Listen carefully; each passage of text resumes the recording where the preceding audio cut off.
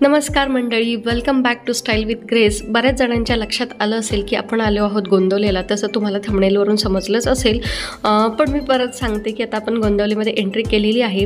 तसं तर आम्ही दर महिन्यालाच गोंदवलेला येतो. बऱ्याचदा कधी कधी मिसही होतं, काही अडचण आली तर, पण येतोच.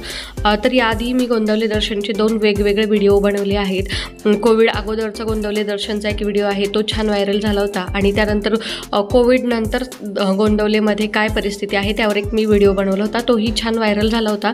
तर त्यानंतर आता हा बऱ्याच 2-3 वर्षाच्या गॅपनंतर हा व्हिडिओ मी बनवते. तर तुम्हाला व्हिडिओ जर आवडला तर व्हिडिओला नक्की लाईक करा आणि एकदा कमेंटमध्ये जय श्रीराम नक्की लिहा. हे एक मुख्य मंदिराचं गेट आहे आणि पुढून देखील गेट आहे. तर आपल्याला कार पार्क करायची, त्यामुळे आपण पुढच्या गेटनी जाणार आहोत.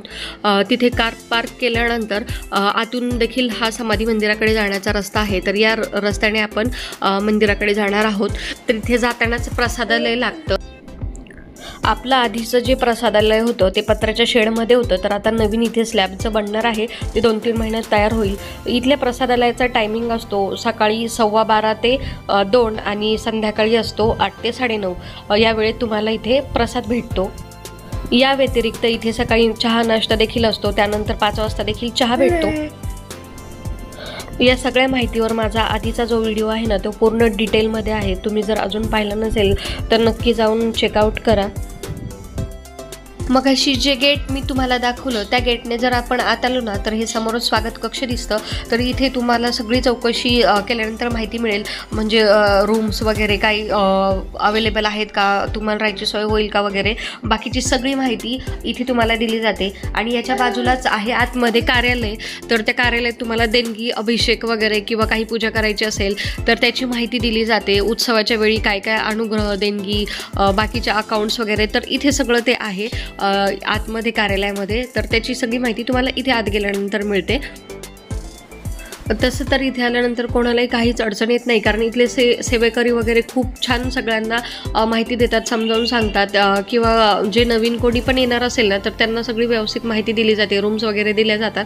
त्यामुळे तसं तर गोंदवल्यात आल्यानंतर काहीच प्रॉब्लेम कोणाला येत नाही. महाराज सगळं सांभाळून घेतात. इथून आम्ही समाधी दर्शनासाठी आत निघालो, तर इथे बाहेरच मारुती रायाने दर्शन दिल्यासारखं वाटलं, म्हणून मग तिथे त्यांना प्रसाद दिला. आणि त्यांना एकाला प्रसाद दिल्यानंतर बाकीची सगळे वानरं पळत पळत यायला लागली. तर आम्हाला म्हणजे अंगावर येतात की काय याची भीती वाटायला लागली. त्यामुळे मग आम्ही थोडंसं मागे सरकलो आणि तिथे सूचना देखील लिहिली होती की इथल्या वानरांना कुठलेही अन्नपदार्थ खायला देऊ नका, ते त्यांचं अन्न नाही आहे. त्यामुळे मग आम्ही हळूच तिथून जावं म्हटलं निघून. तर हे एक रस्त्यातच वानर बसलो होतो, आम्ही त्याला फार घाबरलो. माझ्या हातात शूट करत असल्यामुळे फोन होता, त्यामुळे मी जास्त घाबरली. मला वाटलं की हे फोनमुळे अंगावर वगैरे येतात की काय घाबरून, पण तसं काही झालं नाही. मग आम्ही तिथून पुढे दर्शनासाठी गेलो. तर दर्शनाला गेल्यानंतर आधी तुळशी मातेचं दर्शन घ्यायला थांबलो. इथे तुळशी मातेचं मस्त दर्शन घेतलं. इथलं वृंदावन तुम्ही बघू शकता, खूप सुंदर आहे. आणि इथे तुळशी विवाह देखील खूप सुंदर केला जातो. त्याचा देखील व्हिडिओ आपल्या चॅनलवर आहे, तुम्हाला पाहायचं असेल तर तुम्ही जाऊन पाहू शकता. हे आपलं मुख्य समाधी मंदिर. चला तर मग महाराजांचं दर्शन घेऊया.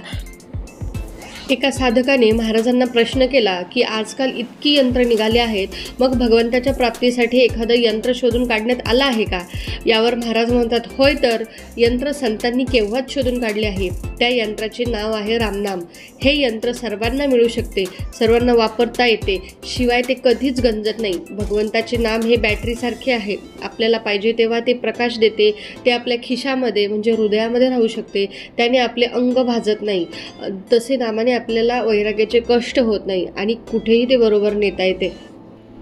मंदिराच्या आत आल्यानंतर पायऱ्या उतरून खाली महाराजांची समाधी आहे आणि त्याच्या बरोबरवर गोपालकृष्णाची मूर्ती आहे.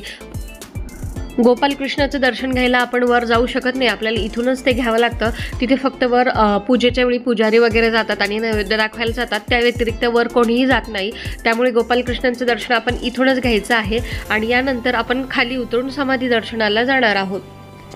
समाधी पाहता समाधान होते, तनु कष्टविता आनंद देते, मनी भाविता कामना पूर्ण होती. नमस्कार त्या ब्रह्मचैतन्य मूर्ती. श्रीराम जय राम जय जय राम.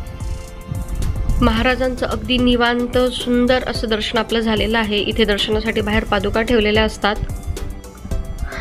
इथे खरं तर कॅमेरा अलाउड नसतो, पण मग मी इथे विचारून थोडंसं शूट केलेलं आहे, त्यामुळे महाराजांची समाधी आपल्याला इतक्या जवळून पाहता येत आहे। इथे कितीही वेळ थांबलं ना तरी निघावंसंच वाटत नाही।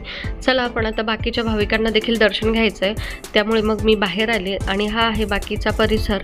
तर इथे खूप सुंदर अशी गोशाळा देखील आहे, ती आत्ता बंद होती। तुम्हाला जर त्याचा पूर्ण व्हिडिओ पाहायचा असेल तर तुम्ही मला कमेंट करून सांगा, मी तो संपूर्ण व्हिडिओ बनवेन।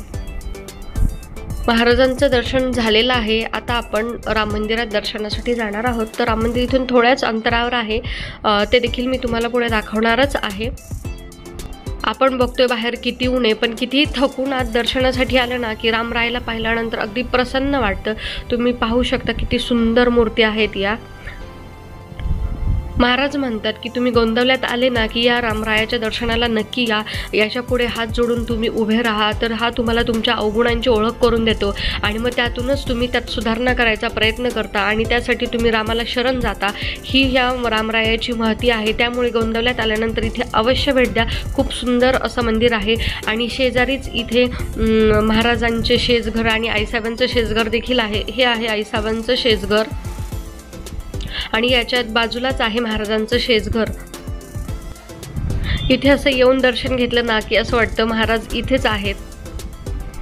या मंदिराच्याच बाजूला हे आहे मारुतीरायाचं मंदिर। तर या मंदिराचं विशेष महत्त्व म्हणजे गोंदवल्यात महाराज जेव्हा प्रथम आले तेव्हा या मंदिरातच त्यांनी वास्तव्य केलं होतं, त्यामुळे विशेष अशी महती या मंदिराची आहे। त्यामुळे तुम्ही गोंदवल्यात आल्यानंतर रामरायाचं आणि या मारुतीरायाचं देखील दर्शन अवश्य घ्या। आजचा व्हिडिओ इथेच थांबवते। मला आशा आहे की तुम्हाला व्हिडिओ आवडला असेल। व्हिडिओ जर आवडला असेल तर व्हिडिओला लाईक करा, कमेंटमध्ये जय श्रीराम नक्की लिहा आणि मित्रपरिवारासोबत व्हिडिओ शेअर करा, जेणेकरून जास्तीत जास्त लोकांना आपल्या महाराजांचं दर्शन घेता येईल। चला तर मग पुन्हा भेटूया अशाच एका व्हिडिओसोबत। तोपर्यंत जय श्रीराम।